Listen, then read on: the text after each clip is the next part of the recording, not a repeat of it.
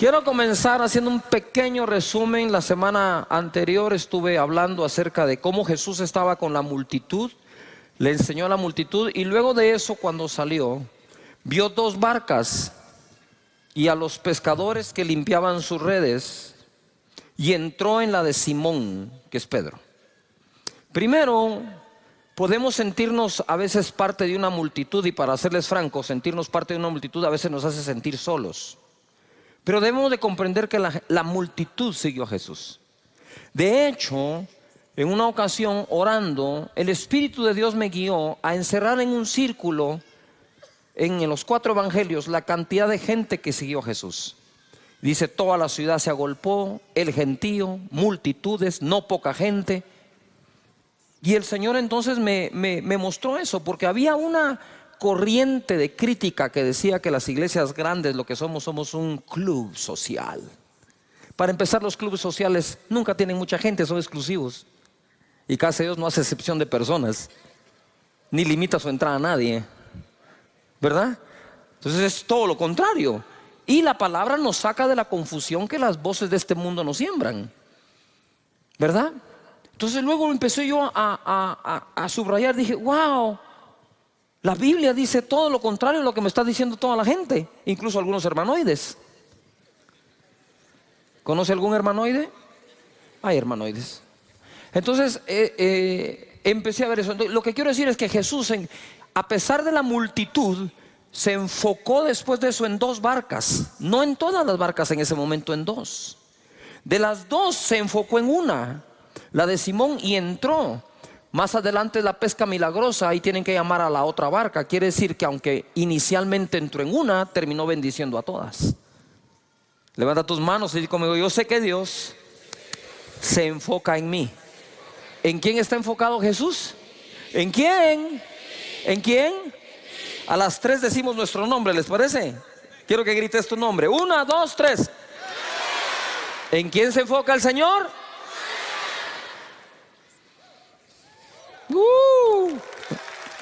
Él se enfocó. Pero después de la pesca milagrosa hay cosas que reparar. La barca se estaban hundiendo, están llenas de agua. Esas las puede reparar un pescador, un experto en barcas. Las redes se rompieron, hay que repararlas. Pero ¿quién reparaba a Pedro, que cuando hace la pesca milagrosa dice: soy un hombre pecador, apártate de mí? Las dos cosas estarían mal. ¿O qué lo hizo creer que era pecador? ¿Que no pescó nada la noche anterior?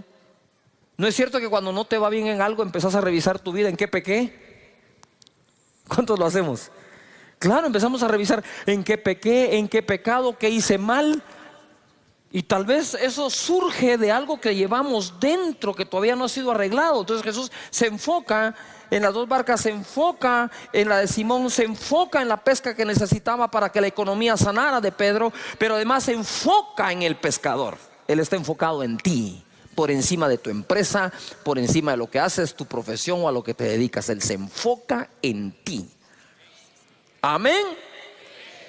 Muy bien.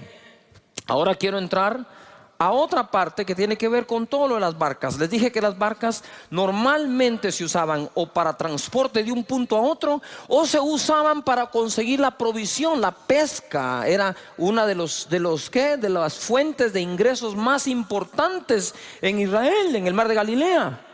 Por lo tanto, o salían a buscar una provisión o se salían a transportar. Quiero hablarles hoy algo que sucedió mientras se transportaban. Dice Marcos capítulo 6, verso 45: enseguida hizo a sus discípulos entrar en la barca e ir delante de él a Betsaida.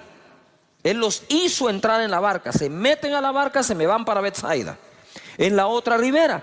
Entre tanto que él despedía a la multitud. Y después que los hubo despedido, se fue al monte a orar. Usted sabe que yo una vez traté de despedir gente en el templo Pinula. La fila para despedirlos salía del templo, se daba la vuelta a todo el templo, pero nadie se quería despedir, todos querían oración.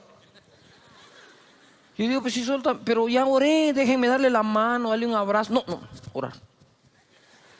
Orar por el papá, por el tío, el hermano, el marido, el exmarido, el suegro, el ex suegro, la mascota, el perro, el gato, todo. Y después que los hubo despedido, se fue al monte a orar. Ojo acá. Esto es muy importante. Esto es más importante de lo que crees. No es solo cuestión de ir y orar, sino es cuestión de ocupar tiempo para bajar las revoluciones, para salir del cansancio. Y nosotros a veces no tomamos tiempo para salir del cansancio. Y hoy les voy a mostrar lo que sucede cuando no hacemos uso de ese tiempo. Dice, y al venir la noche, la barca estaba en medio del mar y él solo en tierra. Los discípulos andaban en un lado, él en otro. Y viéndolos remar con gran fatiga, todo el mundo diga fatiga, porque el viento les era contrario. Cerca de la cuarta vigilia de la noche, vino a ellos andando sobre el mar y quería adelantárseles. Viéndole ellos andar sobre el mar, pensaron que era un fantasma y gritaron. Otra versión dice, y gritaron de miedo, porque todos le veían y se turbaron. Pero enseguida habló con ellos y le dijo, tened ánimo, yo soy, no temáis, mi presencia siempre está contigo. Eso es lo que les estaba diciendo él. No teman, yo soy, aquí estoy, tranquilos. Y subió a ellos en la barca y se calmó el viento. Y ellos se asombraron en gran manera y se maravillaban, 52 esclavos, porque aún no habían entendido lo de los panes, por cuanto estaban endurecidos sus corazones. ¿Qué es lo que ocurre aquí? Yo quiero que entendamos de dónde viene todo, que no lo leí. Esta es la noche después de un día de trabajo. Él había estado enseñando todo el día en el monte. Y la gente había estado allí y los discípulos le dijeron, despide a la multitud, despide a la gente porque no tienen que comer, ¿verdad? Y fue donde él dice, ustedes denles de comer. Ellos dijeron, no tenemos sino 200 denarios, ¿verdad? ¿Y qué es esto para una multitud? Otro dijo, pero que hay un niño con unos panes y unos peces. Digo, tráiganlo. Los bendijo, los repartió y se multiplicaron a todos. Dijo, hagan recostar a las personas por grupos. A ver, todo el mundo diga, grupos. Más fuerte, grupos. ¿Cómo recostamos a la gente en casa de Dios? ¿En pequeños qué? Señores, esa es una visión del Señor mismo Jesús. Alimentar por grupos. Entonces los tiene a todos allí ahora en grupos. Ellos empiezan a ver el milagro. Tú te imaginas, para la mente de Dios se les multiplica la comida. No paran de darla, de 5 panes y 2 peces. Ahora 5,000 hombres, mujeres y niños comen. Y todo el día enseñó. ¿Cómo estaban al final del día? Cansados, pero Jesús habría de darles una gran lección y le dice, váyanse ustedes del otro lado, al otro lado. Quiero que vayan en el barco al otro lado. Yo los alcanzo después. Cuando él termina de despedir a la multitud, yo no sé qué hora es, pero les tomó la noche entera llegar al otro lado, porque llegó de madrugada donde estaban ellos. Entonces ahora viene él y despide a la multitud y piensa, estoy seguro, debo correr a alcanzar a estos porque ya van a llegar del otro lado. Sin embargo hace una parada y dice, no, voy a subir al monte a orar. Voy a subir al monte a orar. Tengo que reparar mis fuerzas, porque el agotamiento, señores, es un serio peligro para el manejo de nuestros pensamientos, emociones y toma de decisión. Abusamos el día de reposo utilizándolo para lo que Dios nos dejó. Dios te dice 6 días trabaja, 1 no me trabajas. Y Jesús lo aplicó. Si tú quieres seguirlo 7 días dándole, dale.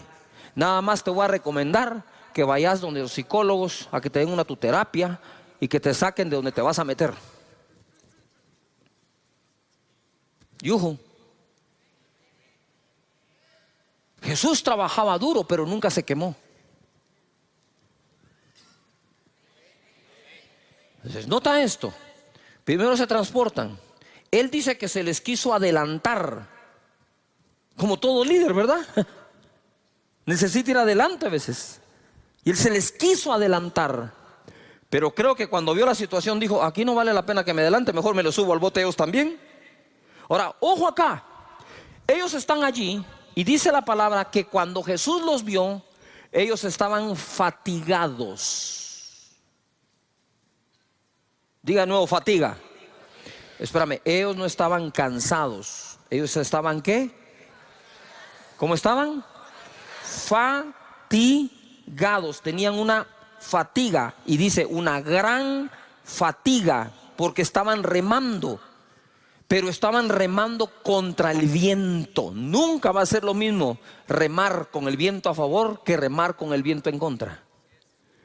Y nosotros tenemos épocas en donde el viento sopla a nuestro favor y épocas en donde el viento sopla en contra, no a nuestro favor, en contra nuestra. En contra de la familia, en contra de tu persona, en contra de tu llamado, en contra de tu servicio, en contra de tu servicio profesional, en contra de tu oficina. Y hay vientos que son contrarios, vientos en la economía, vientos en la política, vientos en cualquier tipo. Se crean ambientes en donde remar cuesta mucho. Ahora ellos estaban fatigados y llega Jesús y dice la palabra que se espantaron. Ellos creían que era un fantasma. Cuando estás fatigado, cuando no has hecho tiempo para meditar en su palabra, para reposar en él, lo que es tu salvación, tú lo miras como una amenaza. Lo que es el Salvador, tú lo miras como un fantasma. Así solemos verlo, porque la fatiga, el cansancio, incluso emocional, distorsiona la manera en que podemos ver las cosas. ¿De qué manera veo? Muchas veces veo de acuerdo al estado de ánimo que tengo. Nosotros muchas veces, aunque no querramos, en nuestra naturaleza respondemos desde nuestro estado de ánimo. Tenía una conversación con alguien con el estado de ánimo bajo y decís, uy, esto va contra el viento. Entonces, viento en contra, remando. Lo hubieran aguantado mejor si no hubieran pasado el día entero sirviendo. Pero es que pasaron todo el día sirviendo a 5,000 hombres, más mujeres, más niños. Y todavía encima de eso iban confundidos porque no habían entendido todavía lo de los panes y los peces. Mira, hay milagros que no entendemos cómo van a pasar y otros milagros que no entendemos cómo pasaron.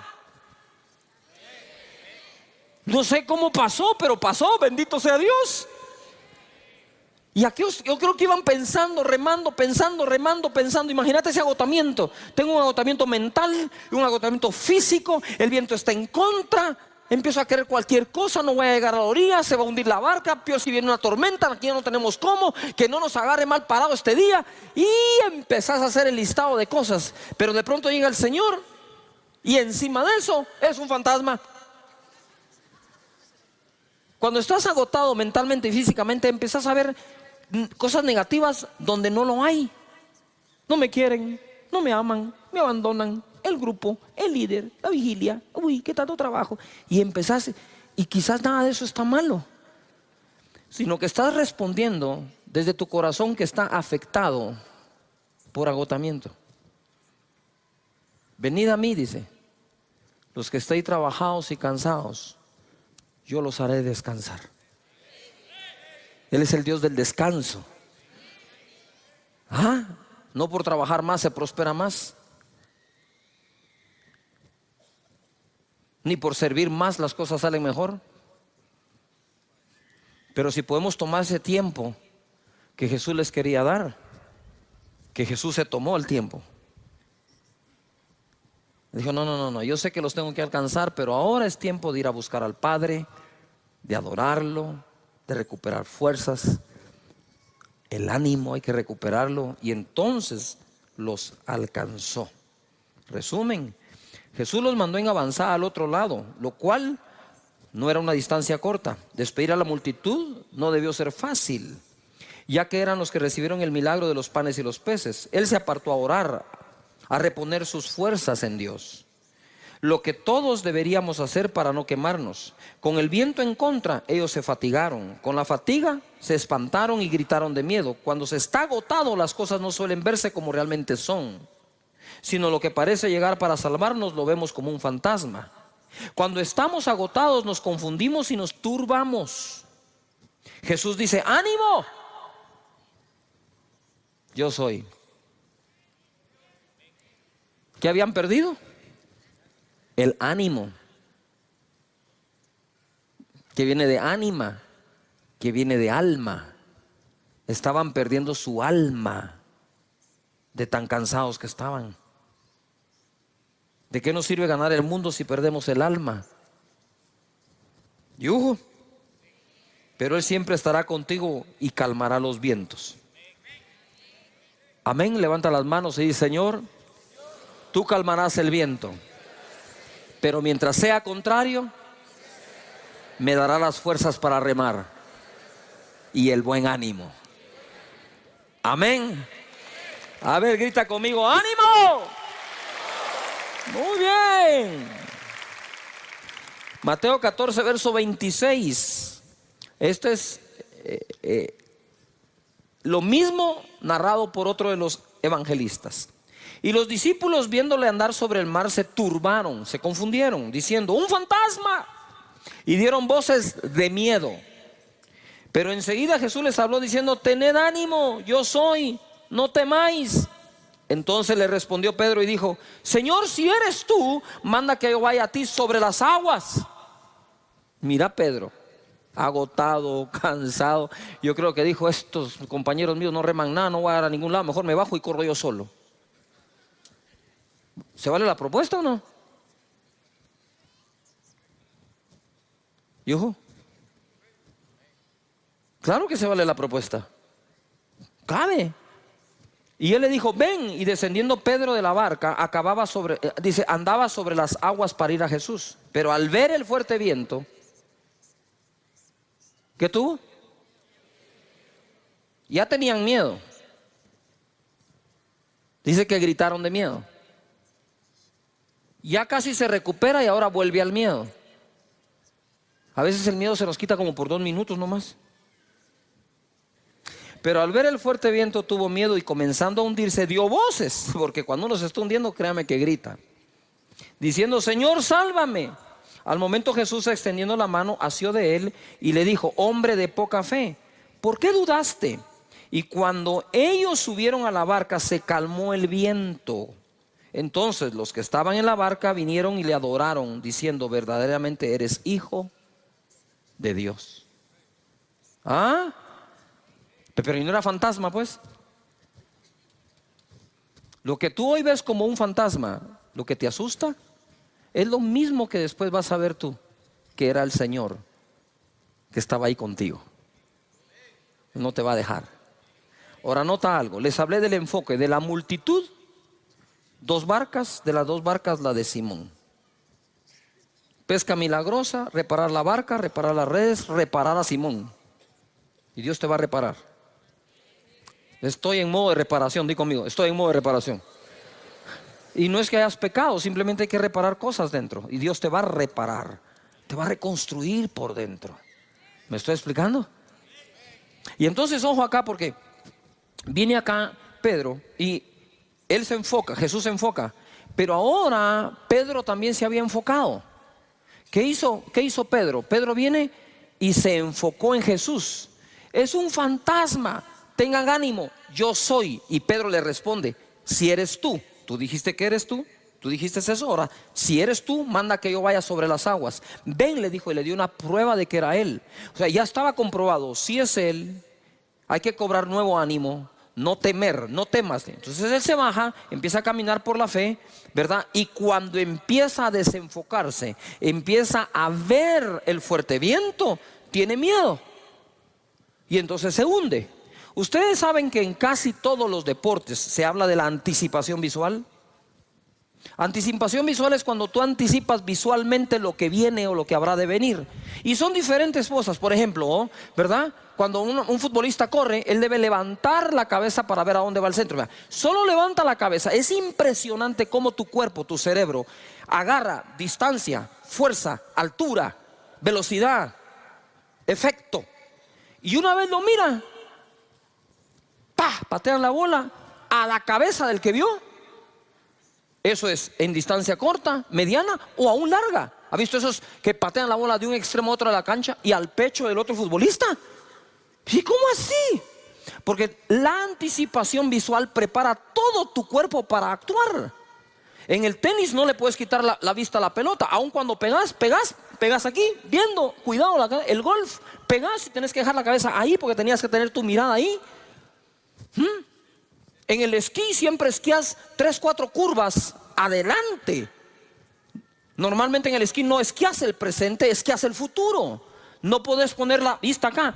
¿Has visto tú a los equilibristas? Van en el equilibrio, no van viendo la cuerda. Si voltean a ver la cuerda, se caen. Tú no tenés que poner tu mirada donde pones los pies. Tú tenés que llevar los pies a donde pusiste tu mirada.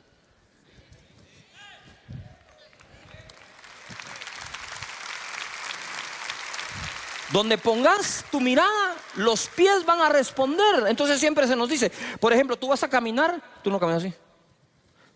Tú mirás y caminás. Pedro vio a Jesús y caminó. Pedro vio la tormenta y se hundió. Las dos cosas las tenés presentes. ¿Tenés una tormenta o un viento fuerte? Contrario, sí lo tenés. Y tenés a Jesús. Pero sí te digo algo, no puedes ver las dos. Porque el efecto, ¿sí?, de ver una es uno y de ver la otra es otro. Si miras a Jesús, seguirás caminando. Si miras la tormenta, podrías hundirte. No sé si me estoy explicando acá. ¿Sí me explico? Igual. En el esquí, lo peor que puedes hacer es voltear a ver los esquís. Si bajas tu mirada al esquí, que te recojan en un árbol. ¿Por qué? Porque si tú vas viendo acá, tú no miras a dónde vas. Y cuando sentís, tenés la roca, tenés el árbol, tenés otra persona. Y cuando querés reaccionar, ¿sí?, no reacciona bien tu cuerpo y es de donde vienen todas las lesiones. O la mayoría. Hoy vamos a aprender esto. Jesús está enfocado en ti. Levanta las manos y conmigo. Dios está enfocado en mí. Pero no basta el enfoque de uno. Necesitamos el enfoque del otro. Si Jesús se enfoca en ti, tú te enfocas en Él. En otras palabras, crucen miradas. Cruzan miradas. Pitcher y catcher cruzan señales. El pitcher no va a disparar lo que el catcher no le insinuó que debe hacer. Y de la misma manera, nosotros podemos caminar en medio de cualquier viento, por fuerte y contrario que sea, siempre y cuando nuestra mirada esté en lo que se debe ver. La tormenta va a estar ahí, de reojo, mírala nada más, pero míralo a Él. Y mira esto para terminar, lo importante de tu enfoque. Segunda de Reyes 2:9. Elías está a punto de ser arrebatado. Su discípulo es Eliseo. Y le dice aquí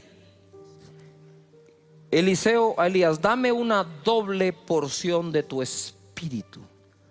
Porque hay cosas, y pongan atención líderes, que no podés alcanzar con tus talentos naturales, sino lo podrás alcanzar con una porción igual o el doble de aquel que fue tu mentor. Y Elías era el mentor de Eliseo. Y Eliseo le dijo: solo tengo un punto de comparación para pedir algo. Por favor, dame el doble de lo que tú tienes.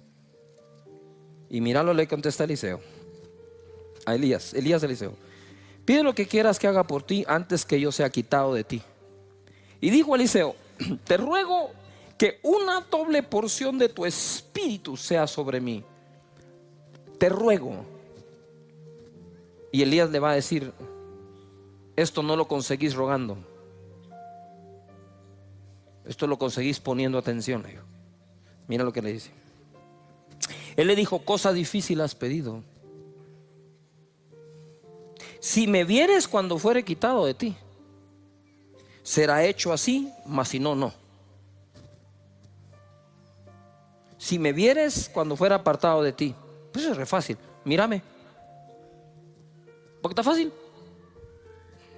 Pero entonces, ¿por qué dijo que es cosa difícil? Por lo que ocurre después, dice: y aconteció que yendo ellos y hablando, he aquí un carro de fuego, con caballos de fuego, apartó a los dos, se puso en medio, y Elías subió al cielo en un torbellino. Viéndolo Eliseo,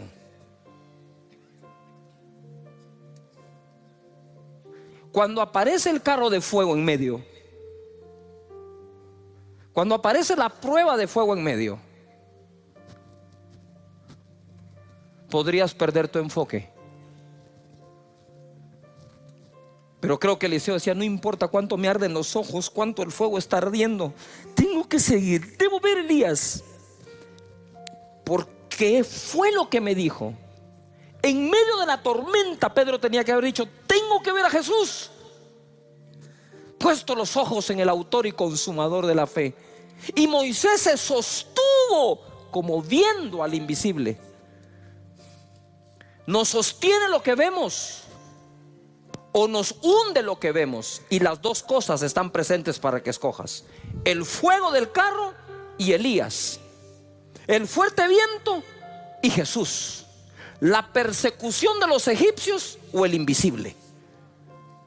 Siempre estarán las dos opciones para que escojas.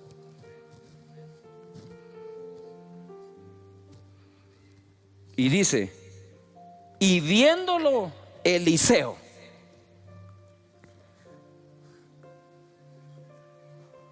¿Cuántos van a poner su mirada en Jesús todo el tiempo?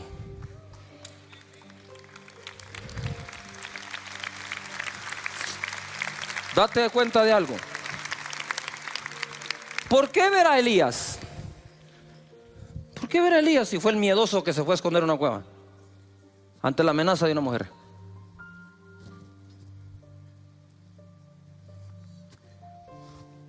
Que eso fue lo que el mismo profeta le dijo. Nuestro enfoque es importantísimo. Pero te desenfocas, ¿sí o no? Te desenfocas por cosas que no deberías. Por problemas con alguien, resbalaste, malas relaciones con personas, porque asumes que alguien no te ama, la situación del país, dimes y diretes, redes antisociales. ¿Tú sabes cuántas cosas existen para que perdamos el enfoque? Mira, en la barca o fuera de la barca, no apartes tu mirada de Jesús. La presencia siempre irá contigo. Propósito de la serie o temporada es que vivas seguro que Dios no te deja ni te abandona. Aquí establecí un balance yo en una de las enseñanzas. Si Dios prometió no dejarte ni abandonarte nunca, nunca, nunca, entonces por más que tú te quieras alejar de Él, eso es una falacia. No es verdad. Lo que puedes hacer es dejar de tener la comunión con Él que solías tener, pero alejarte de Él, ¿cómo? Es como tú decir: me voy a alejar de mi piel. ¿Cómo te salís de ahí? No sé si me estoy explicando. Si tú no te puedes alejar de ti mismo, ¿cómo te vas a alejar de Dios?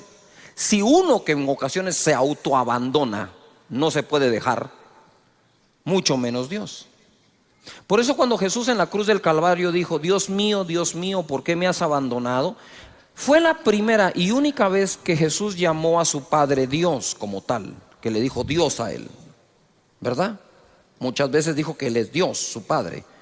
Pero decirle Dios a papá, cuando nosotros nunca llamamos por nombre a nuestro padre o a nuestros padres, nosotros siempre llamamos a nuestro papá, papá, viejito y todo lo que nosotros solemos hacer. Así que vamos ahora hacia un puerto seguro. Todos queremos zarpar y navegar a un puerto seguro. Pero no, eso no solo es por agua, por aire también. ¿Cuántos vuelos se cancelan? Y tú dices, pero si el clima aquí está bueno, sí, pero el clima está malísimo, ¿dónde vas a ir a aterrizar? El clima tiene que ser bueno donde despegas y donde aterrizas. Y el clima debe ser bueno de donde zarpas y a donde tú llegas a anclar o el destino que estás buscando. En Hechos 27:13 he estado hablando mucho de esta tormenta que sufrió Pablo. Dice en el verso 23: pues anoche se me apareció un ángel enviado por el Dios a quien pertenezco y sirvo, y me dijo: no tengas miedo, Pablo, porque tienes que presentarte ante el emperador romano, y por tu causa va a librar de la muerte a todos los que están contigo en el barco. Por tanto, señores, anímense, porque tengo confianza en Dios y estoy seguro de que las cosas sucederán como el ángel me dijo. Terminamos hablando acerca del propósito. Los vientos eran contrarios, pero al final fueron favorables. Y hay vientos que son contrarios a nuestra vida, que terminan siendo favorables. Son vientos que al final nos favorecen. Lo que pasa es que durante la tormenta no estamos pensando que lo que nos está pasando pueda ser favorable, pero está escrito que todas las cosas ayudan a bien a los que aman a Dios, a los que han sido llamados de acuerdo a su propósito. Quisiera que en voz alta digas propósito. Si Dios tiene un propósito para ti con los planes de bien y no de mal, para hacerte al final el bien que estás esperando, debes de reposar, descansar, confiar plenamente en que hasta los vientos contrarios te llevan al puerto seguro, que es donde Dios te quiere tener, que es lo que Dios quiere hacer. Entonces ahora vemos acá, ellos se tuvieron que dejar llevar porque ya no pudieron, era demasiado el viento, y por más timón que tenían, pues había que agarrar para donde el viento los estaba llevando, ¿no? Aún así, por impetuoso que sea el viento, podés controlarlo con un timón.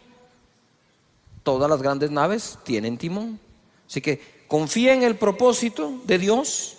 Confía que hay cosas que parecen malas pero te llevan a bien. Todo ayuda bien a los que aman a Dios. Y quiero hacer un paréntesis acá. Muchos de ustedes tienen una profesión. ¿Cuántos tienen una profesión definida? Te hayas graduado o no, pero estás ejerciendo una profesión. Quiero ver a todos los que tenemos una profesión. Mira cuánto profesional. Que no te engañe tu profesión, hombre. Porque cuando fallan las cosas en tu profesión, querés meter a Dios en la profesión, en lugar de preguntarle a Dios qué otra cosa podés hacer. No sé si me estoy explicando. Eres dentista, te quiebras la mano, no la puedes volver a mover. ¿Qué vas a hacer? Pues te vas a tener que inventar algo. Ah, no, esto que es lo que yo sé hacer. Porque la profesión, cuando por fin la tienes, te amplía el horizonte. Más adelante dice, de aquí no pasás. Es la fe lo que nos saca adelante, por encima de la profesión.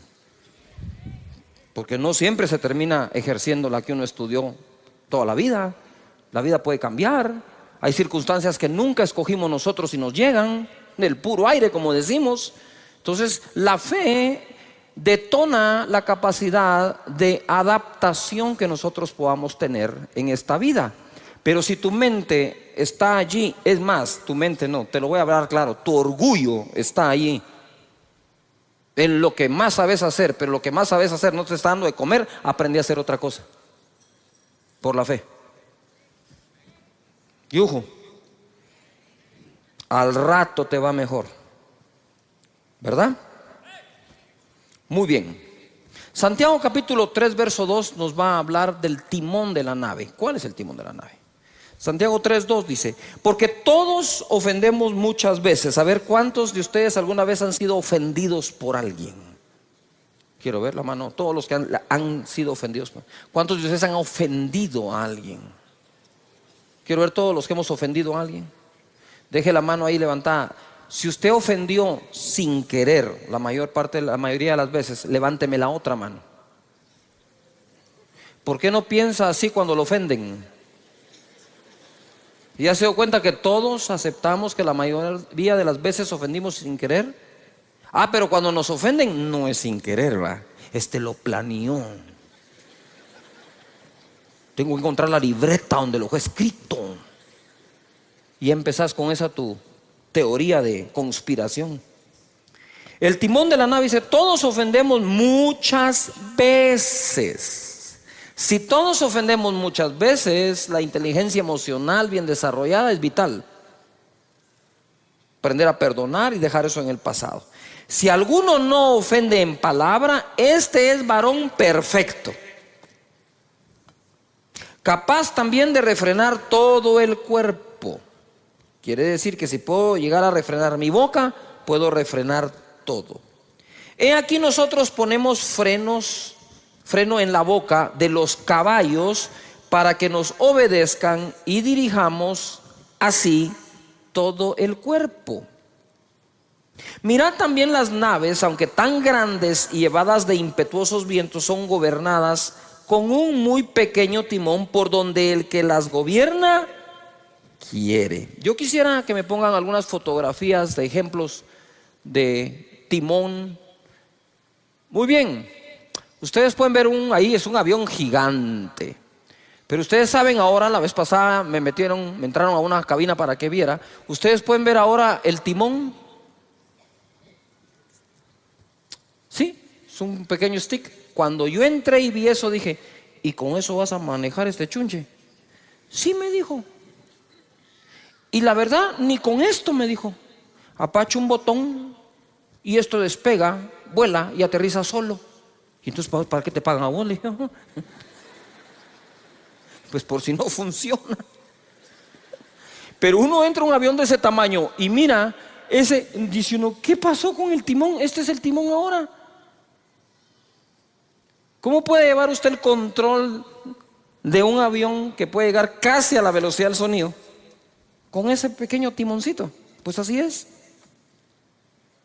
Es como la palanca, puede ser pequeña, puede mover el mundo. Siguiente ejemplo. Mira un carro de Fórmula 1, 320 kilómetros por hora. 320 kilómetros por hora. Si cuando uno acelera en esos carros potentes a más de 100 de un solo, siente que el estómago lo dejó tirado, en esto a saber qué se debe sentir, pues. Usted sabe que los niños, acá tenemos miembro de la congregación, un joven de 12 años en go-kart va a 130 kilómetros por hora. 130. Este va a 320, 340. Y miren el timón.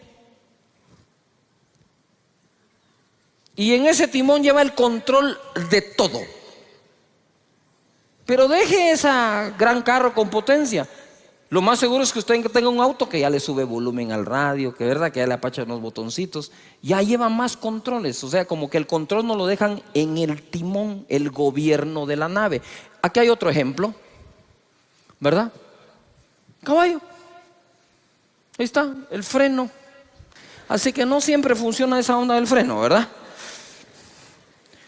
Pero no podemos negar que con eso se guía a un caballo.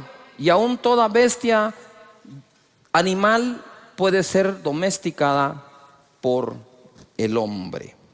Dice la palabra acá que es gobernada por un pequeño timón por donde el que las gobierna quiere.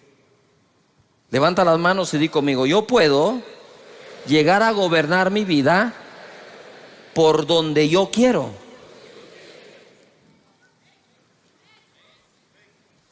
Pero hay que aprender a usar el timón.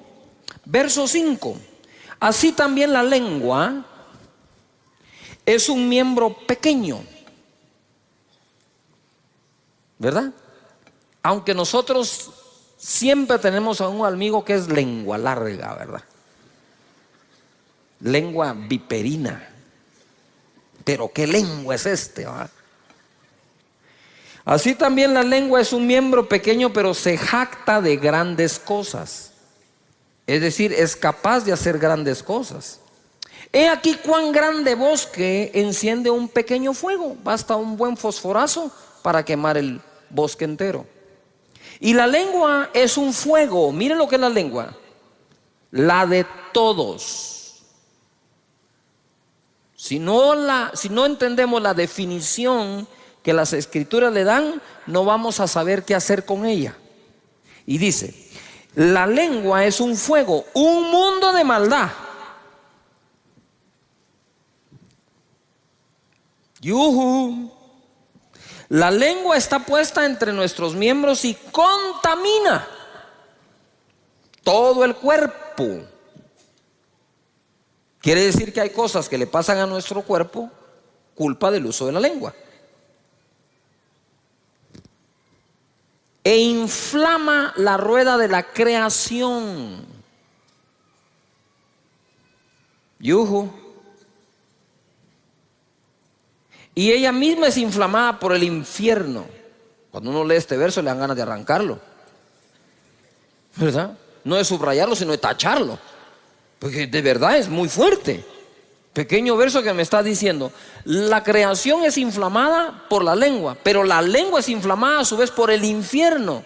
Por eso dice que es un mundo de ¿qué? Maldad.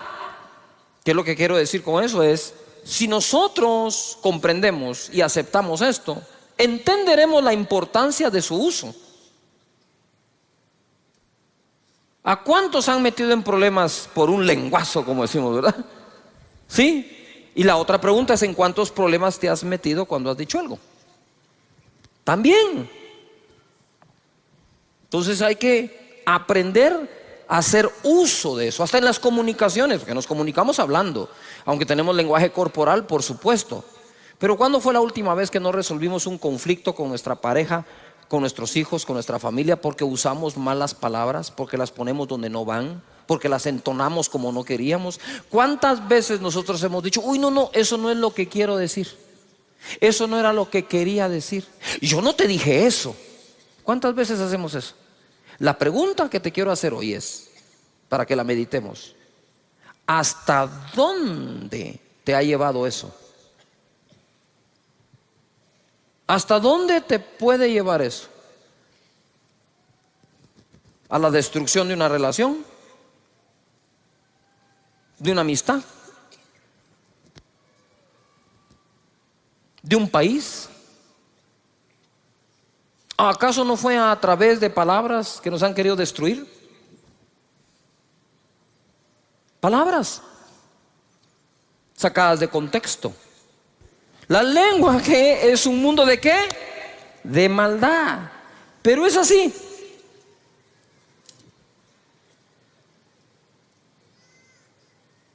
Un timón de este tamaño puede conducir una nave. Si me puedes poner la fotografía del barco, ¿sí? Un pequeño timón puede conducir todo un buque. Por lo tanto, esta pieza es muy importante. No la puedes desconectar, no hay manera de que tomes el rumbo. Entonces, ¿qué es lo que quiero decir? Es que el rumbo de nuestra vida al final está en nuestra boca. Dice la Escritura que el hombre come del fruto de sus labios. Por lo tanto, aprender a hablar no se trata de que aprenda a hablar el que se presenta en público. Debemos hablar en público aquellos que sabemos hablar en privado o sostener una conversación con una persona. De tal manera que nosotros le hemos restado importancia a una conversación, y dice la Biblia, las malas conversaciones corrompen las buenas costumbres. Entonces quiere decir que ese bendito timón tenemos que aprender a usarlo. Ojo acá, así como puede ser inflamado por el infierno, así como esa lengua puede inflamar la rueda de la creación, como un pequeño fósforo puede incendiar un bosque, también lo mismo lo puede apagar. También lo mismo puede ser usado para bien o para bienestar. Por algo Jesús es la palabra de Dios encarnada.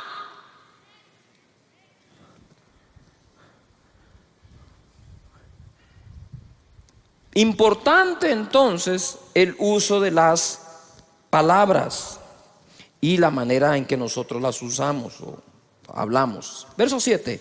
Porque toda naturaleza de bestias y de aves y de serpientes y de seres del mar se doma y ha sido domada por la naturaleza humana. A mí me impresiona que esto fue escrito hace 2000 años y ya hablaba de domar a los seres del mar, a las bestias del campo y a las serpientes.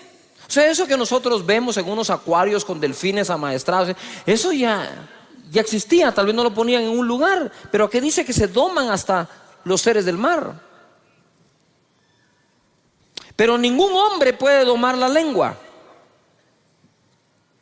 que es un mal que no puede ser refrenado, llena de veneno mortal. ¿Llena de qué? Veneno mortal. Algunos venenos actúan inmediatamente, ¿no? Pero hay otros que quedan ahí y van intoxicándolo a uno hasta que lo destruyen. Piensa, posiblemente algunas de las cosas que llevas dentro, heridas, traumas, tuvieron que ver con una conversación, más que con un hecho. Porque dejó escrito aquí el apóstol Santiago que tiene veneno mortal. Ahora quiero establecer un balance acá. Dice, todas las bestias, animales, seres, aves, peces, es domado. Pero ningún hombre puede domar la lengua. Pero date cuenta que cuando en el contexto está hablando de domar un ser ajeno a uno. Yo no puedo domar tu lengua. Pero sabemos que sí podemos dominar la propia. Porque entonces perderíamos esperanza y de nada sirve que Santiago escriba esto. O sea, si no tenemos esperanza con nuestra propia lengua, entonces ¿para qué leer esto? ¿Qué sentido tiene? Solo nos está dando la información que estamos amolados y seguiremos igual. Lo que está diciendo acá es, tú puedes domar un delfín, tú puedes domar una ballena, tú puedes domar un águila, tú puedes domar una serpiente, tú no puedes domar una lengua. ¿Cuál lengua? La del otro. Tú no tienes control sobre las palabras que el otro va a decir, pero tú puedes tener dominio sobre las palabras que tú vas a usar. Jesús lo demostró. Amén.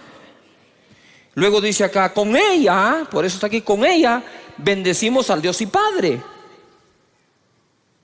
Con ella maldecimos a los hombres, ojo, que están hechos a la semejanza de Dios.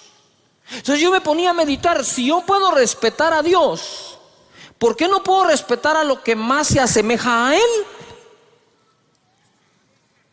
Si respeto al Creador, debo respetar a la criatura. Si respeto al Creador, debo respetar la creación. Si la mejor forma de llegar a ser ecológico es respetar al Creador de la ecología. ¿Me estoy explicando acá? Porque si respeto al Creador, voy a respetar su creación. Si hablo bien del Creador, ¿por qué no hablar bien de la criatura?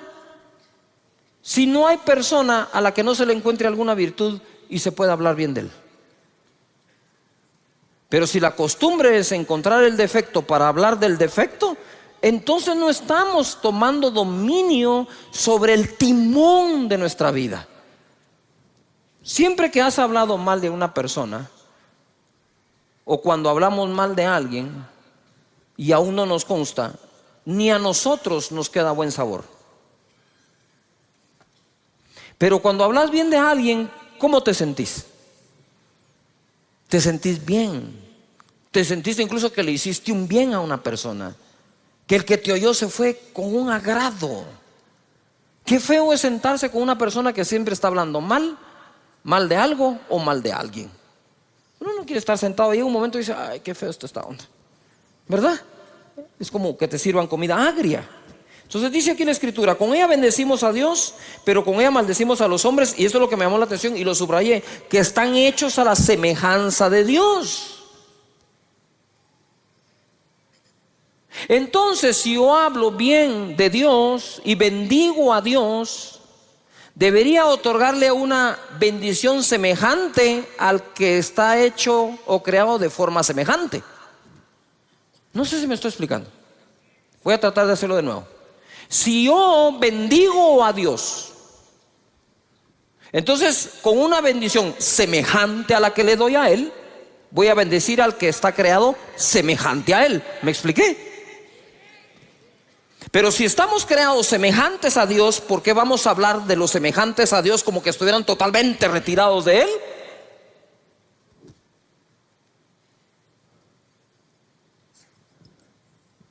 Ok, lo voy a poner de otra forma. Si tú eres como creación lo más semejante a Dios, mi comentario acerca de ti debe ser lo más semejante al comentario que hago de Dios. Lo voy a decir con otras palabras, pues voy a usar las palabras. Si tú estás hecho o creado semejante a Dios, eres lo más semejante a Dios, entonces te voy a bendecir lo más semejante a como a Dios bendigo. Si con la misma boca bendigo a Dios, dice la Biblia, pero con la misma maldices al ser humano que es semejante a Él, eso no tiene congruencia. Es incongruente totalmente. Entonces, si tú eres semejante a Dios, según la Escritura, con la bendición que bendiga a Dios, con una semejante te habré de bendecir a ti, para que guardes semejanza con semejanza. No sé si me estoy explicando. Y no totalmente opuesto. Mucho de lo que le decimos a la gente tiene que ver con lo que creemos de la gente. Importante. Dice acá, de una misma boca proceden bendición y maldición. Hermanos míos, esto no debe ser así. Lo cual entonces, esta frase vendría a contradecir lo que hace un momento dije del domar la lengua. Si dice, de una misma boca sale bendición o maldición, no debe ser así, entonces está hablando al dominio de la propia boca. Y cuando dice que no se puede domar la lengua, está hablando de la lengua del otro. No sé si me estoy explicando. Porque si él dice esto no debe ser así, lo que está diciendo es que de nuestra boca debería salir ¿qué? Bendición. Aunque les voy a poner un caso hoy un poco contradictorio acá, para que sepan el poder que tiene la boca. Amén. Ahora, este contexto que no puede salir bendición y maldición, el contexto donde quedó escrito es no poder bendecir a Dios y maldecir a los hombres. ¡Yujú! ¿Sí? ¿Estamos de acuerdo? Y dice acá, ¿acaso alguna fuente hecha por una misma abertura agua dulce y amarga? Hermanos míos, ¿puede acaso la higuera producir aceitunas o la vid higos? Así también ninguna fuente puede dar agua salada y dulce. Sin embargo, vemos que la dan. La nave tenía su propio timón. Ya contra el viento y el mar violento, los navegantes no pudieron dirigirla, sino quedar a la deriva. Apareció otro timón. Pongan atención, apareció otro timón, el de la palabra que el ángel les llevó. Y Pablo dijo, atracaremos en una isla y nadie perecerá.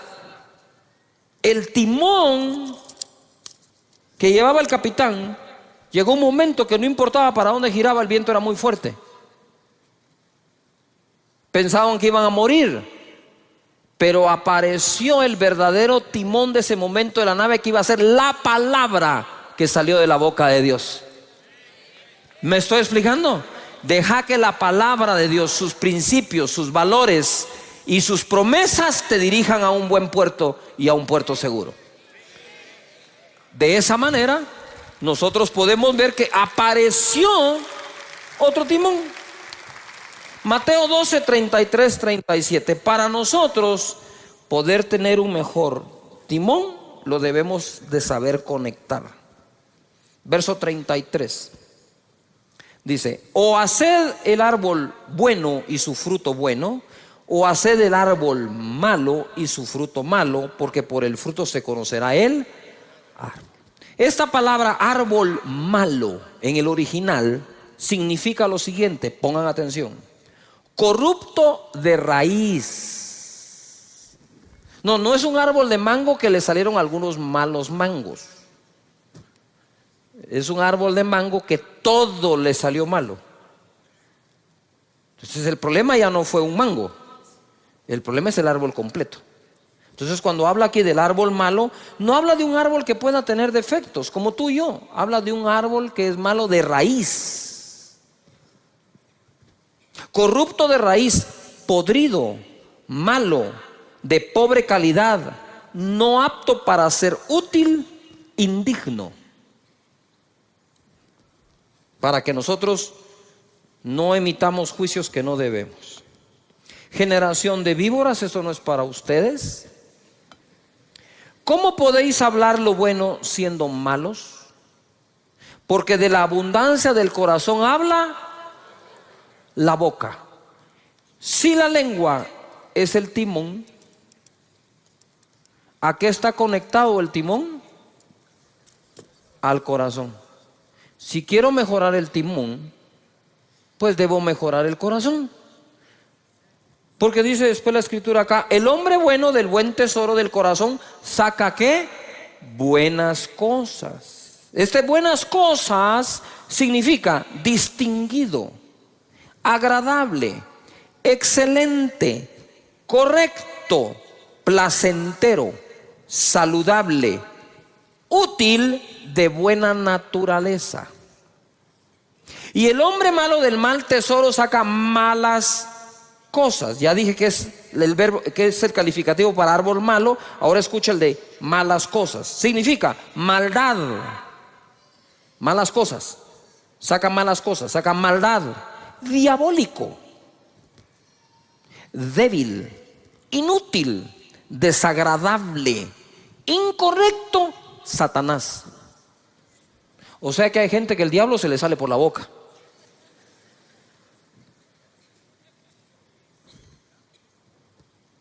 Mas yo os digo que de toda palabra ociosa que hablen los hombres, de ella darán cuenta en el día del juicio.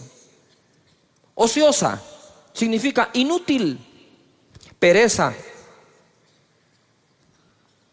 infructuoso, no productivo.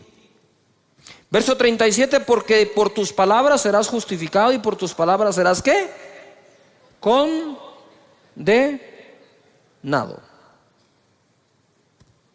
Muy bien.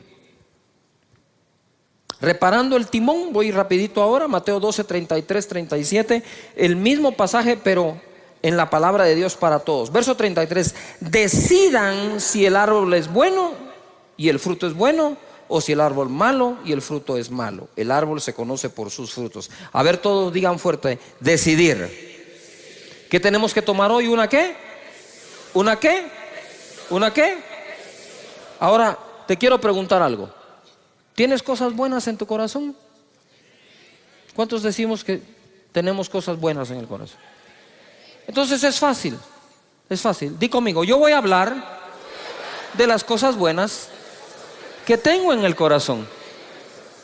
Las malas no las dejé salir. ¿A cuántos de nosotros tenemos cosas buenas en el corazón?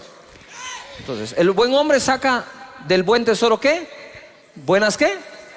Pero ¿cuántos reconocemos que también tenemos cosas feas en el corazón? A ver. Yo también. No hay uno de nosotros que no tenga algo feo dentro del corazón. Lo que hay que hacer es no sacarlo, pues. Yuhu.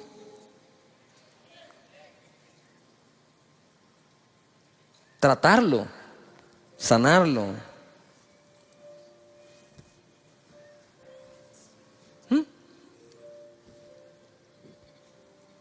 Por eso cuando me escribes te digo, no te hagas bolas. Ya estás otra vez hablando para hacerte bolas.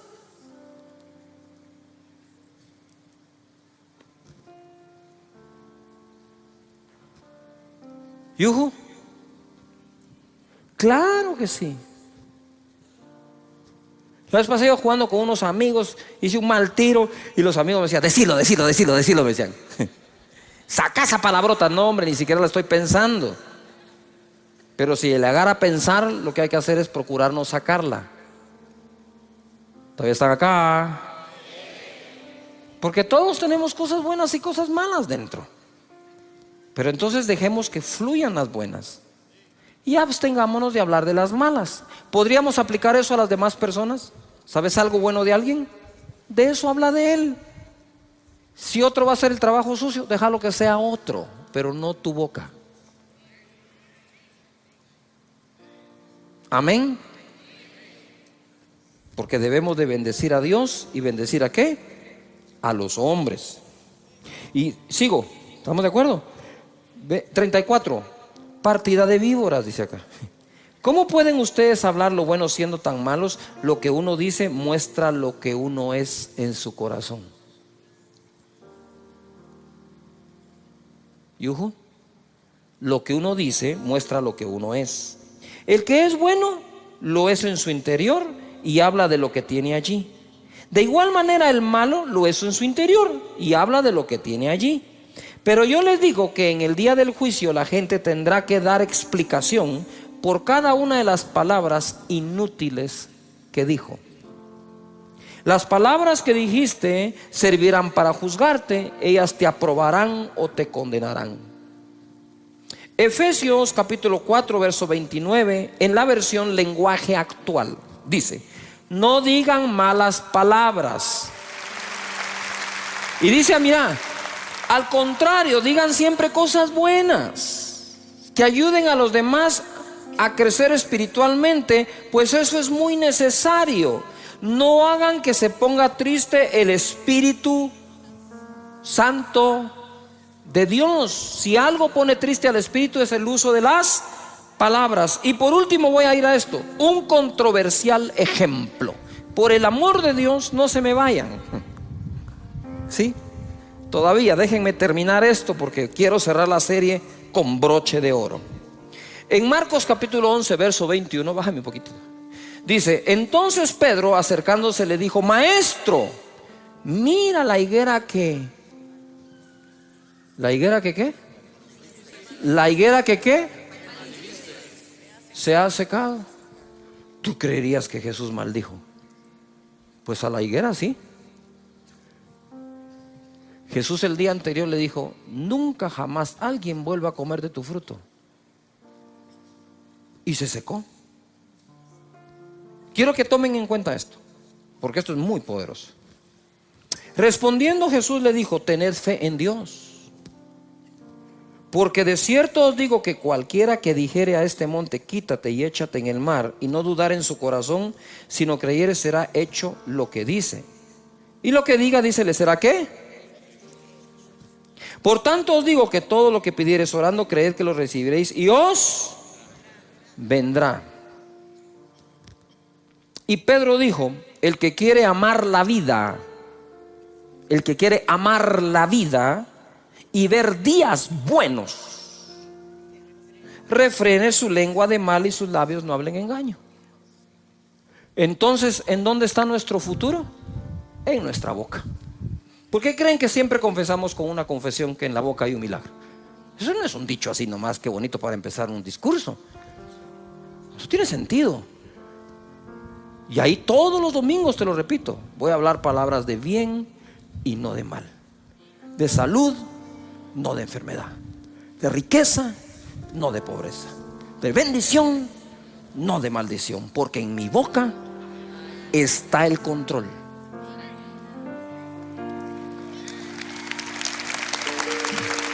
Ahora oí esto. Esto está así.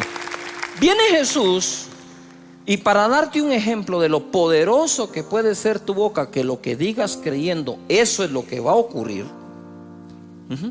Entonces lo primero que tengo que hacer es ejercitar mi corazón en total confianza en Dios, para que cuando conecte la boca al corazón, de la abundancia del corazón hable la boca. De la abundancia de la confianza que le tengo a Dios, mi boca va a hablar. Es que no hay trabajo. No hay trabajo, señores. El trabajo no es el problema. Yo confío en Dios, que no ha dejado desamparado ni a justo ni a sus hijos que mendiguen el pan. No solo no.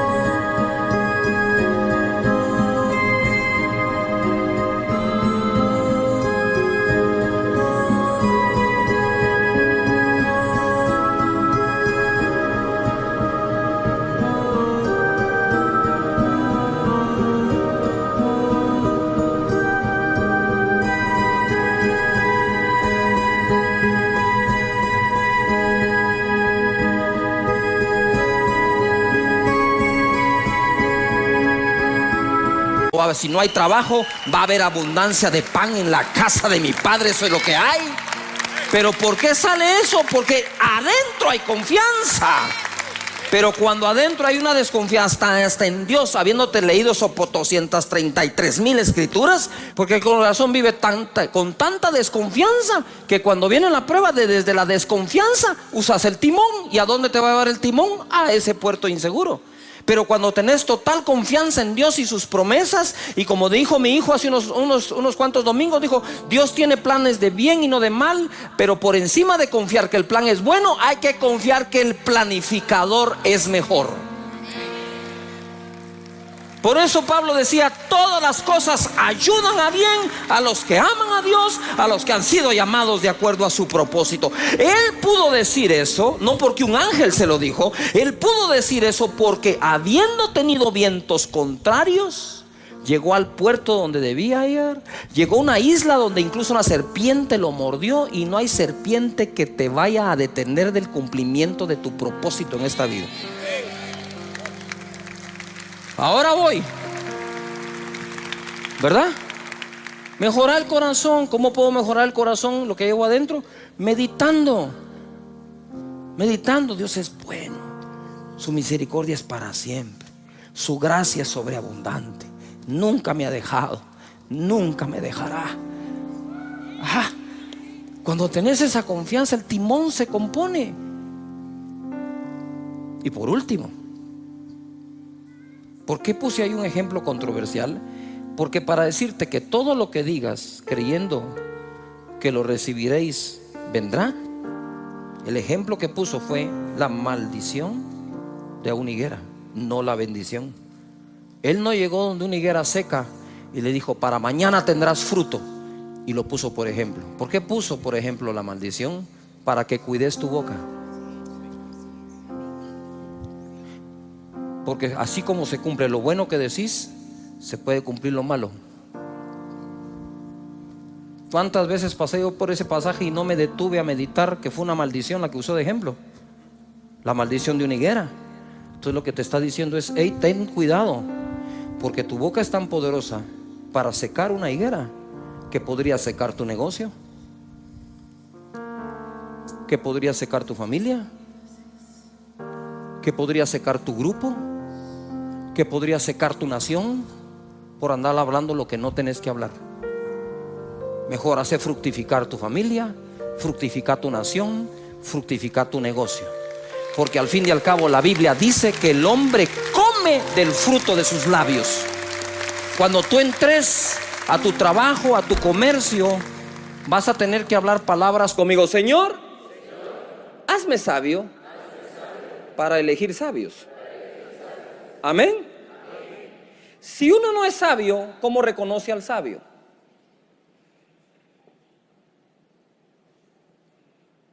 Yuhu. Tenemos que ser sabios, porque si somos sabios es porque tenemos sabiduría, y entonces a través de la sabiduría reconoces la sabiduría en otros. Este proceso de elegir gobernantes es importante que nosotros los ciudadanos crezcamos y maduremos para entonces de forma madura elegir a los gobernantes. Ahora, no basta elegir a una cabeza adecuadamente, tenemos que elegir al resto también. Mira lo que dice aquí la palabra.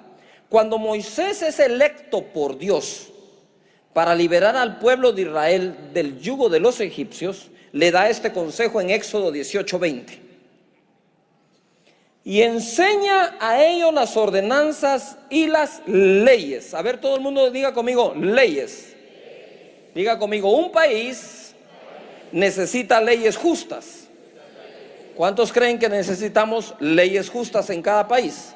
Amén. La Biblia dice, enséñale al pueblo las leyes y ordenanzas y que caminen en el camino correcto. El camino correcto uno lo camina gracias a las leyes y a las ordenanzas. Usted va en una carretera y le ponen camino sin fin, no siga. Curva peligrosa a 100 metros, frene un poco, va a pegar la cabeza en el windshield. Las ordenanzas, las leyes, las instrucciones nos pueden mantener en el camino ¿qué? Correcto. Pero en el verso 21, a ver, todos lo leen conmigo. ¿Estamos de acuerdo? Leámoslo pues. Dice así: además, escoge tú de entre todo el pueblo varones de ¿qué? Virtud, temerosos de Dios, varones de verdad, que aborrezcan la avaricia, y ponlos sobre el pueblo por jefes de millares, de centenas, de 50 y de 10. Todo el mundo diga organización. Ahora tenían leyes, tenían organización, pero necesitaban las personas que califiquen para esa organización bajo esas leyes. ¿Todavía está acá? Esto es hermoso. Les dice, además de enseñarle las leyes, debes escoger personas. Entonces, si logramos nosotros con la oración pedirle a Dios que nos dé un sistema de leyes justas con las personas correctas y los ciudadanos correctos, tendremos una nación justa. Amén. ¿Cuántos están dispuestos a poner su granito de arena en lo que a ti te toca para que esta nación sea leída como una nación de justicia? Amén. Muy bien. Entonces mira lo que dice aquí: que sean temerosos de Dios, varones de verdad, que aborrezcan la avaricia, porque los hijos, ¿qué le pasó a los hijos de Samuel?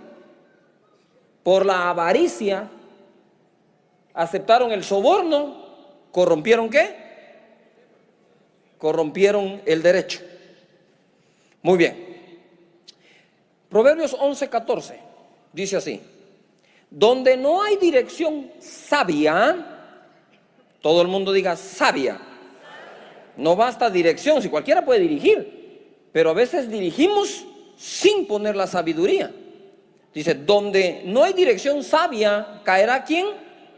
El pueblo. No solo caen los gobernantes, hermanos, el pueblo puede caer. Se derrumba una nación. Luego dice, mas en la multitud de ¿qué? Consejeros, ¿hay qué? ¿Hay qué? Muy bien. Entonces cuando uno va a elegir un presidente, debe de procurar a través de lo que se pueda y de quien se pueda averiguar si los consejeros de esas personas realmente son sabios, porque en ese consejo sabio lo que hay es seguridad. Y si queremos una nación con seguridad, lo que necesitamos es una nación sabia, que cuente con buen consejo, oportuno, a tiempo, correcto. Que la gente cuando vaya a hacer algo, alguien le diga, eso no es de Dios.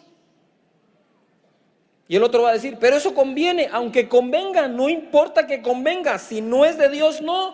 Porque el principio de la sabiduría es el temor de Jehová. Si no tememos a Dios, no podemos gobernar. ¿Cómo así temer a Dios? Es un respeto a Dios, porque la tierra, la plenitud y todo lo que en ella hay, ¿sí? El propietario es Dios. Si el propietario es Dios, a Dios le vamos a dar ¿qué? Las cuentas.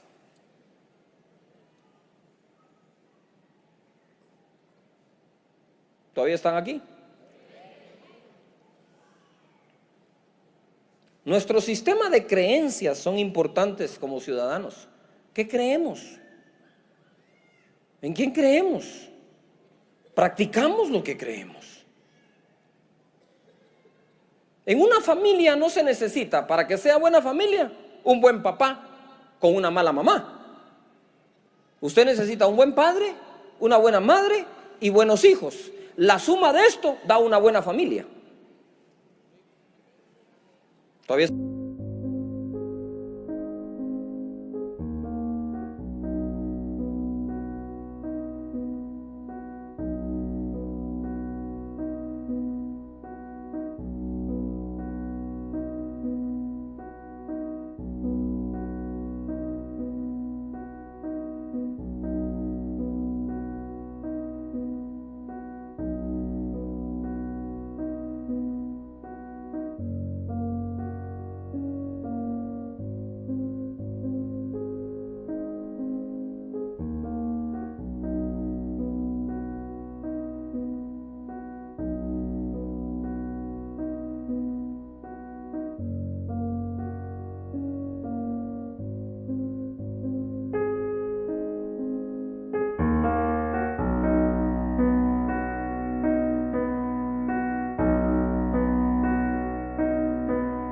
Acá.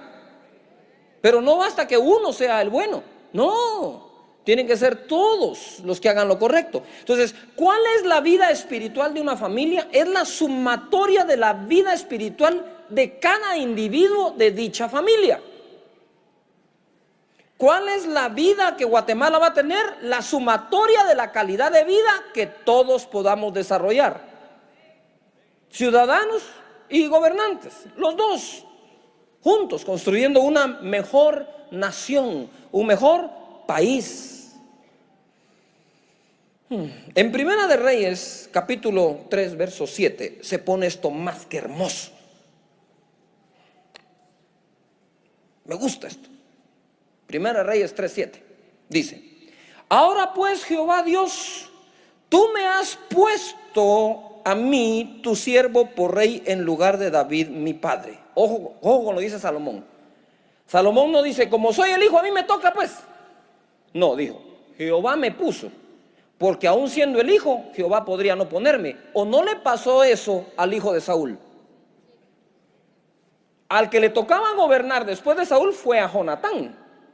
Pero Dios no puso a Jonatán, fue a poner a David. Entonces Salomón no se jacta de ser hijo de David, sino dice, fue Jehová el que me puso a mí.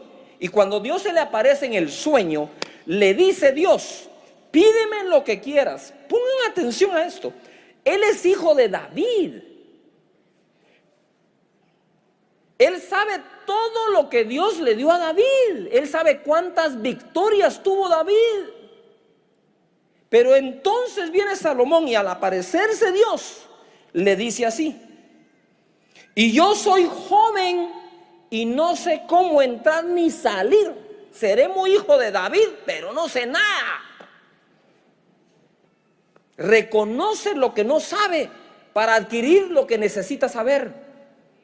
No hay peor cosa que la prepotencia en algún gobernante o candidato ofreciendo que todo lo va a resolver. Porque él y todos nosotros sabemos que no es posible. Y yo soy joven y no sé cómo entrar y salir.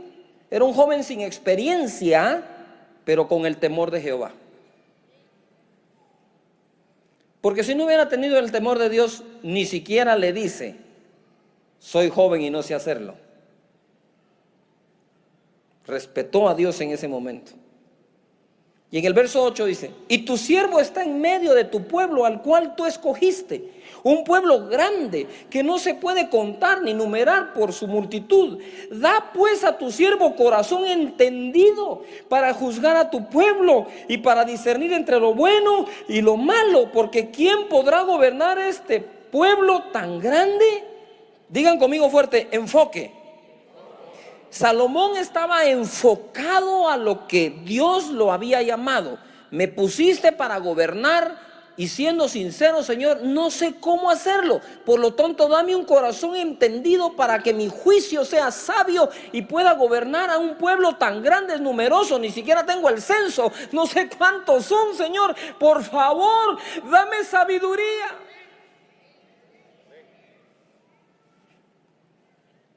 Y agradóle delante del Señor que Salomón pidiese esto, y le dijo Dios: porque has demandado esto y no pediste para ti muchos días, ni pediste para ti riquezas, ni pediste la vida de tus enemigos, sino que demandaste para ti inteligencia para oír juicio.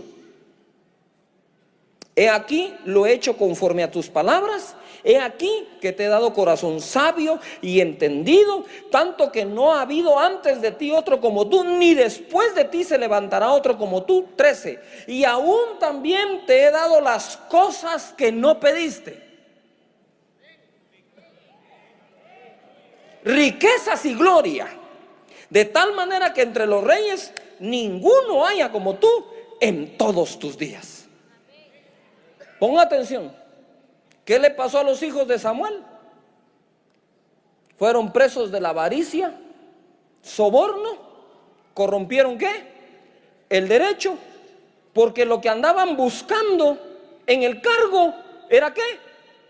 Riqueza.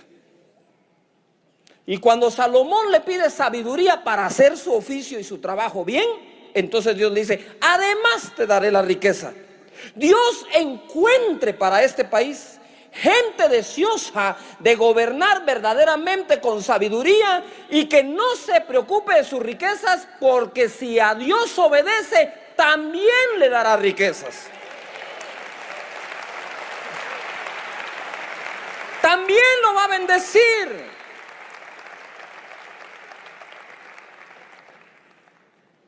Dios bendice al que obedece. Dios bendice al que es correcto y trabaja bien. El mismo David decía: yo pastoreé al pueblo de Israel con la integridad de mi corazón y la pericia de mis manos. No solo era correcto de adentro en corazón, sino era capaz de hacerlo. Tenía habilidad para hacerlo. El Señor quiere levantar este país y los países de la gente que nos ve. Verso 14. Ahora se pone algo que yo estoy seguro que no habían visto. Está muy ahí escondidito, pero es hermoso de verdad. Dice: y si anduvieres en mis caminos, guardando mis estatutos y mis mandamientos, como anduvo David tu padre, yo alargaré tus días. Cuando Salomón despertó, vio que era sueño, y vino a Jerusalén, ojo, y se presentó delante del arca del pacto de Jehová, y sacrificó holocaustos y ofreció sacrificios de paz, e hizo también banquetes a sus siervos. Eso fue lo que hizo Salomón. Vino delante de Jehová y presentó su sacrificio y sus ofrendas a Dios, al Dios de Israel, al Dios de su país, Jehová. Es de conocimiento de muchos, de que muchos gobernantes del mundo, no solo este país, no han consultado a Dios, no han bendecido su nombre, no han honrado a su nombre. Antes bien han consultado a brujos. Y han dejado que brujería entre a esas esferas. No se trata solamente de gente correcta, sino gente con el Dios correcto, que amen a Dios sobre todas las cosas. Levanta las manos y di conmigo: en esta nación se va a adorar al Señor. Amén. Así es, hay que adorar al Señor. Con esto, jamás te quiero decir que es por evangélicos que hay que votar. Porque hay evangélicos que hay que ver cómo cantan, pero no tienen temor de Jehová en sus corazones. Hay gente que no canta mucho, pero realmente tiene temor adentro del Señor y quiere hacer las cosas bien hechas. Que cuando le proponen decisiones y cosas, dicen: no, momento, no. Vos, pero si esta está buena, sí, pero es incorrecta. Eso no le agrada a Dios. Vamos a hacer las cosas que a Dios le agradan. En otras palabras, el temor de Dios es: no se pase de inteligente, pues.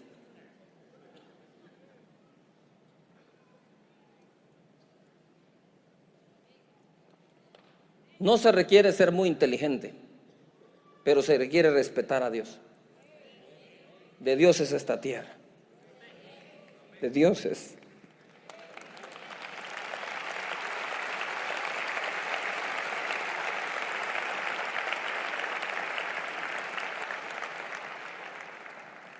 Mira lo que dice Primera de Reyes 3:16, el siguiente versículo. Y ahora agárrese la silla porque esto se pone fenomenal.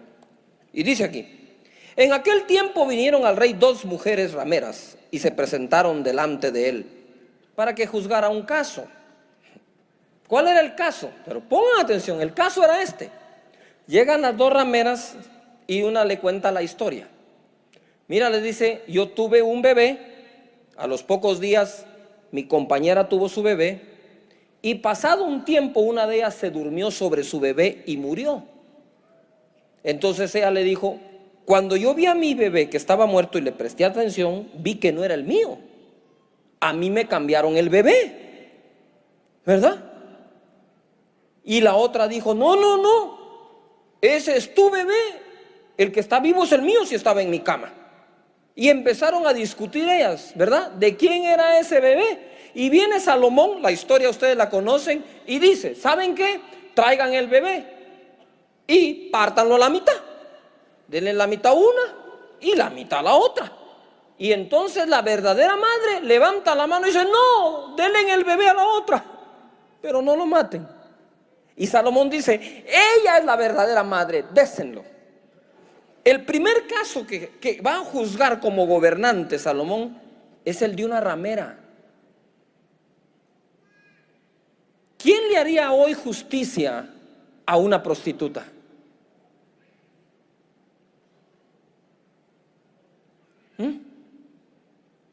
Primera Reyes 3:28. Y todo Israel oyó aquel juicio que había dado el rey y temieron al rey, porque vieron que había en él sabiduría de Dios para juzgar. Diga conmigo fuerte: sabiduría de Dios. O sea, ¿qué era lo que Salomón tenía dentro? ¿Sabiduría de qué? Esa sabiduría de Dios no desechó a la ramera, sino que le dijo: te haré un juicio justo. Ven. Y juzgó Salomón. Que esa sabiduría que Dios le dé a Salomón le sea concedida a todos aquellos que estén en cargos públicos de gobierno, que se lo estén pidiendo con corazón sincero al Señor, y tendremos una mejor nación.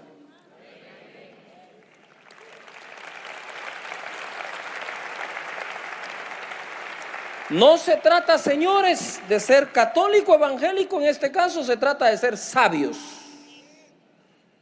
de tener la sabiduría de Dios.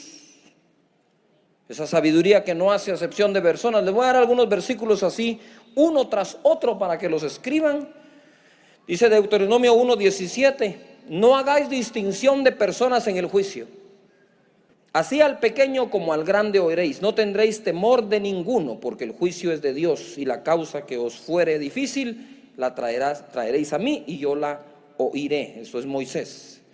Proverbios 1:7 dice, en la versión Dios habla hoy: la sabiduría comienza por honrar al Señor. Los necios desprecian la sabiduría y la instrucción. Proverbios 31:4: no es de los reyes Olemuel, no es de los reyes beber vino, ni de los príncipes la sidra. Está hablando de embriagarse. Dice: no sea que bebiendo olviden que la ley y perviertan el derecho de todos los afligidos. Aquí le están dando un consejo a un gobernante que estaba tomando. Él dijo: no sigas tomando, vas a pervertir el derecho. ¿Por qué? Porque ya con los tragos te olvidas de la ley. Por eso es que los gobernantes, dice la Biblia, deben de ser sobrios. No se refiere solo al licor, sino sobrios en su carácter. Romanos capítulo 13, verso 3. Dice así: porque los magistrados, mire, ahora ya habla de magistrados, no están para infundir temor al que hace el bien, sino al malo. ¿Quieres pues no temer la autoridad? Haz lo bueno y tendrás alabanza de ella, porque es servidor de Dios para tu bien.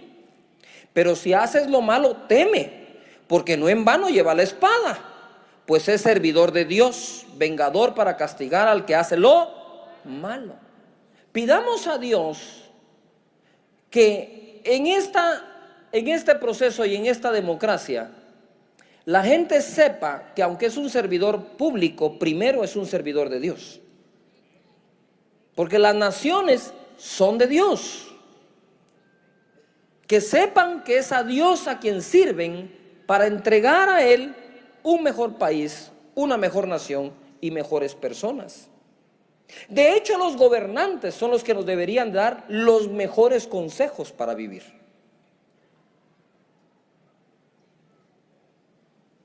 Como era en este tiempo. Dice aquí, verso 5, por lo cual es necesario estarles sujetos, no solamente por razón del castigo, sino también por causa de la conciencia. Pues por esto pagáis también los tributos o impuestos, porque son los servidores de Dios que atienden continuamente a esto mismo. Pagad a todos lo que debéis, al que tributo, tributo, al que impuesto, impuesto, al que respeto, respeto, al que honra, honra. No debáis a nadie nada, sino el amaros los unos a los otros, porque el que ama al prójimo ha cumplido la ley. Entonces toda ley debe ser escrita para que se cumpla ¿qué? Mandamiento de Dios, amar al prójimo. Las leyes deben de buscar que los ciudadanos practiquemos el amor de los unos para con los otros que Dios nos da. Dice la palabra aquí en Proverbios 14:34, la justicia engrandece a la nación, mas el pecado es afrenta de las naciones. Se lo leo en la versión Dios habla hoy. Leámoslo todos juntos, por favor. La justicia es el orgullo de una nación.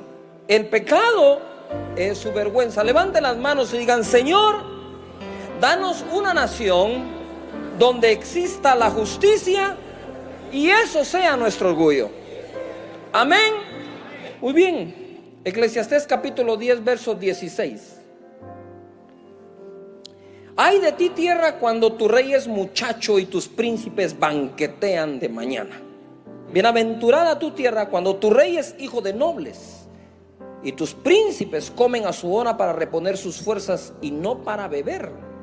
Este mismo verso en la versión Dios habla hoy dice: dichoso el país que tiene un rey honorable y en el que los gobernantes comen a la hora de vida para reponer sus fuerzas y no para emborracharse.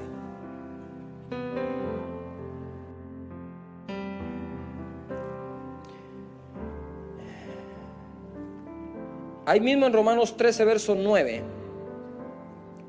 dice: porque no adulterarás, no matarás, no hurtarás, no dirás falso testimonio, no codiciarás, y cualquier otro mandamiento en esta sentencia se resume: amarás a tu prójimo como a ti mismo. Quiere decir que la base de una correcta sociedad es el amor.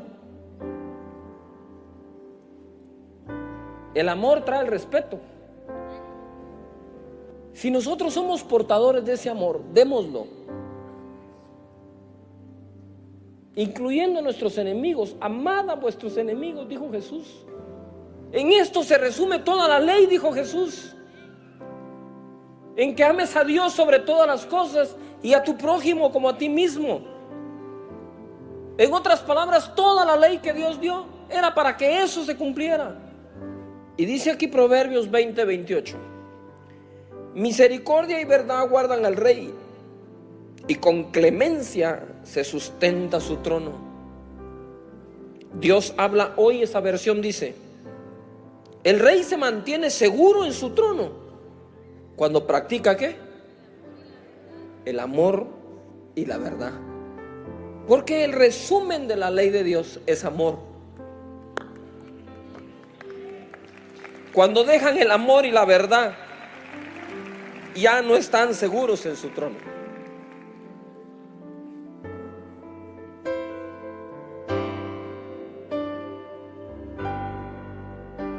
¿Qué tenemos que practicar? El amor, ¿y qué?